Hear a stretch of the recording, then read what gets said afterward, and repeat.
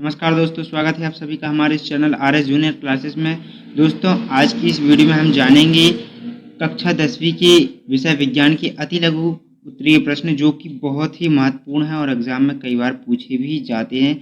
और ये very very very most IMP question है। इन्हें अगर आप कर लेते हैं तो आपके 2 नंबर वाले जो क्वेश्चन हैं उन सब क्वेश्चंस आप इन्हीं में से कर सकते हैं। इन्हें ही समझकर आप सभी प्रकार के 2 नंबर के प्रश्न वार्षिक परीक्षा में कर सकते हैं।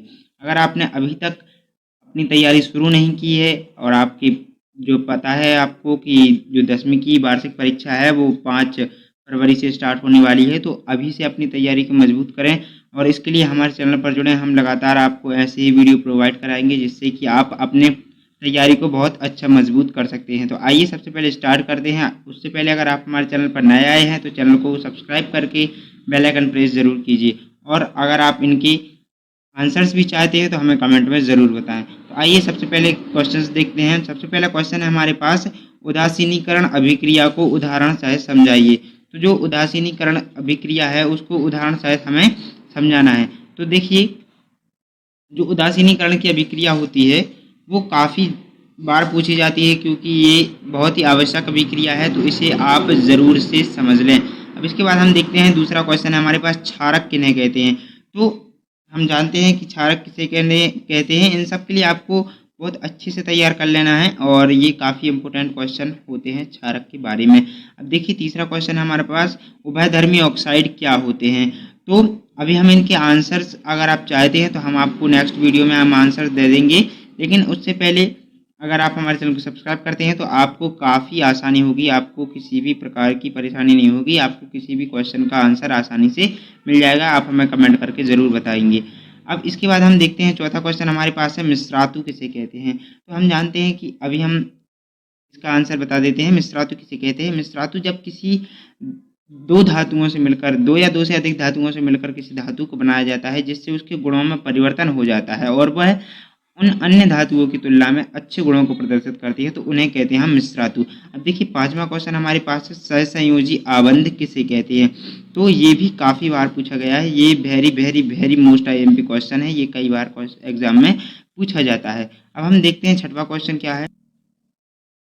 देखिए छठवां क्वेश्चन है हमारे पास, हाइड्रोकार्बन क्या है। तो हाइड्रोकार्बन हाइड्रोजन तथा कार्बन से बने पदार्थ को हाइड्रोकार्बन कहते हैं, बंध को हाइड्रोकार्बन कहते हैं। इसी टाइप से अब देखिए सातवां क्वेश्चन हमारे पास क्या है, हीरे का अपवर्तनांक। हीरे का जो अपवर्तनांक है वो 2.42 है। इस कथन से क्या तात्पर्य है। यानी जो हीरे का अपवर्तनांक है, यानी प्रकाश को परावर्तित करके वो जो आप हीरा चमकता है वो प्रकाश के अपवर्तन के कारण ही होता है। तो हीरे का अपवर्तनांक जो है वो 2.42 है। इस कथन से आप क्या समझते हैं, इसे आपको 2 नंबर के हिसाब से अपने शब्दों में लिखना है। अब देखिए आगे बढ़ते हैं। तो अब देखते हैं आठवां क्वेश्चन क्या है हमारे पास। आठवां क्वेश्चन कहता है कि वास्तविक प्रतिबिंब और आभासी प्रतिबिंब में कोई 2 अंतर लिखिए। यानी अंतर को तो आप ये मानिए आपको रट ही लेने हैं, क्योंकि वास्तविक प्रतिबिंब और आभासी प्रतिबिंब में ही अंतर नहीं, बल्कि जो हम आपको इस क्वेश्चन में तो बताएंगे ही, इसके अलावा भी काफ़ी अंतर जो हैं वो पूछे जाते हैं। 2 नंबर में, 4 नंबर में आपको पूछे जाते हैं, जो काफ़ी महत्वपूर्ण होते हैं। तो आइए इसके बाद हम देखते हैं अगला क्वेश्चन। इसमें तो आप समझ गए होंगे वास्तविक प्रतिबिंब और आभासी प्रतिबिंब में कोई 2 अंतर लिखने हैं। अब अगला क्वेश्चन है हमारे पास, क्या होगा जब हमारे खाने में आयोडीन की कमी हो जाएगी। आयोडीन का मतलब होता है नमक।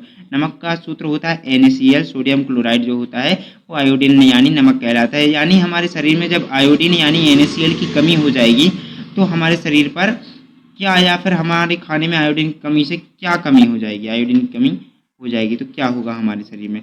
अब देखते हैं आगे क्वेश्चन, धातु और अधातु में कोई 2 अंतर लिखिए। तो धातु और अधातु में 2 अंतर और 4 नंबर कुछ भी पूछ सकता है। आपको धातु और अधातु के बारे में अंतर को स्पष्ट कर ही लेना है। अंतर जो है, जैसे धातु अधातु में अंतर हो गया, और आप देख सकते हैं हमने आभासी प्रतिबिंब और वास्तविक प्रतिबिंब में कोई 2 अंतर बताए थे, तो ये अंतर आपको पढ़ ही लेने हैं। ये काफ़ी आईएमपी क्वेश्चंस हैं हम आपको जो बता रहे हैं। और इसी तरह के आप अगर और भी क्वेश्चंस चाहते हैं, हम आपको लघुत्तीय प्रश्न और दीर्घवृत्तीय प्रश्न के बारे में बताएंगे। तो इन्हीं में से सब क्वेश्चंस जो हैं वार्षिक में ज़्यादातर पूछे जाते हैं, और मैंने कई पुराने पेपर्स के हिसाब से भी अभी इसे डिज़ाइन किए हैं, और ये काफ़ी महत्वपूर्ण क्वेश्चन है जो आते ही हैं। अब देखते हैं 11वां क्वेश्चन हमारा क्या कहता है। 11वां क्वेश्चन हमारा, कि ग्रीन हाउस प्रभाव क्या होता है, यानी ग्रीन हाउस प्रभाव को समझाइए।